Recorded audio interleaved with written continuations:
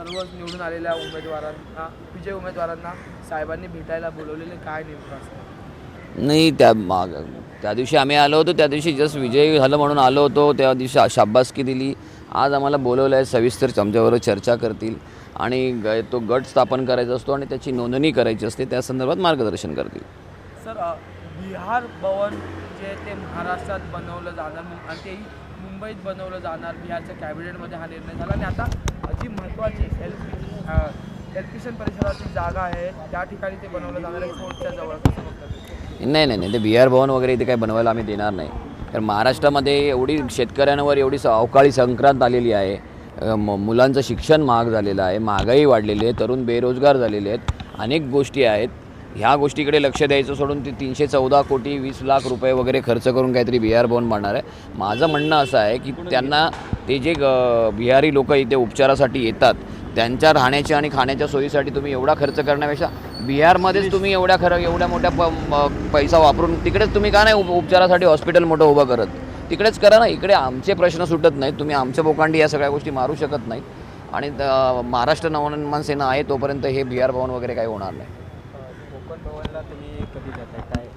आता राज ठाकरे साहेबांनी आम्हाला बोलवलं आहे, त्या संदर्भात आम्हाला ते मार्गदर्शन करतील आणि त्यांच्या मार्गदर्शनानुसार पुढील दिशा ठरेल.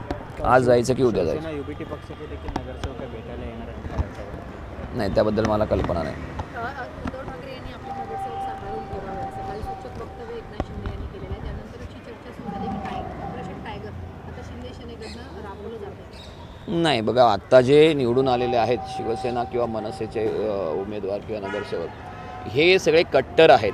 कारण ते जे निघून जायचे होते, गद्दार होते, ते अगोदरच गेलेत. आता जे निवडून आलेत ना ते शाखांमधले कट्टर सैनिक आहेत सगळे, त्यामुळे ते कुठे हलणार नाही. ते ऑपरेशन टायगर वगैरे हे काय लागू पडणार नाही, ते फेल जाईल त्यांचं. त्यामुळे त्याची काही भीती नाही. मी बघा ना, मी रोजपणे क्रिकेट खेळतोय, सगळं खेळतोय आणि हे ह्यांच्या नगरसेवकांना डांबून ठेवलेलं. आमचे नगरसेवक मस्तपैकी मी काल रात्री क्रिकेट खेळत होतो.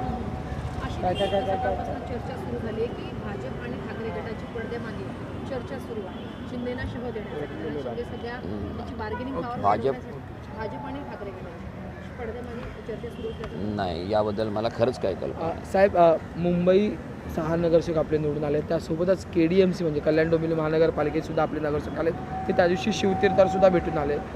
आता राऊतांनी असं म्हटलं आहे की आमच्या ठाकरेंच्या शिवसेनेच्या नगरसेवकांना तर संपर्क केला जातोय, पण मनसेच्याही नगरसेवकांना शिंदे गटाकडून संपर्क केला जातोय, गळाला लावण्याचा प्रयत्न आहे तुमचा. त्यांनी निवडणुकीच्या आधी देखील अर्ज मागे घेण्यासाठी पण बरेच प्रयत्न केले, मनसेच्याही केले, बऱ्याच इतर पक्षांचेही केले.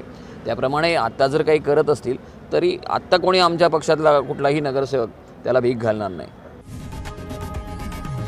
लोकशाही मराठी ऐका, पहा, जागरूक रहा.